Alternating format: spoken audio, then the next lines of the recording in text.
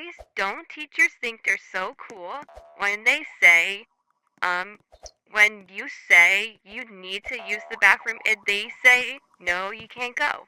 Bro, I need to go though, and they say, you should have did it at lunch or something. I didn't have to go at lunch. I did not have to go at lunch. And then if I ask, if they also have that audacity to say, um, you need to wait until your friend gets out, but what do you think I'm in there doing? I literally need to use bathroom. What do you think I'm in there doing? Making a sandwich? No, I'm not making a sandwich. So like, bro, let me use the bathroom. Let me use the bathroom. And like, guys, if you need to use the bathroom and the teacher says no, you better just go and try to use the bathroom because this is getting out of hand.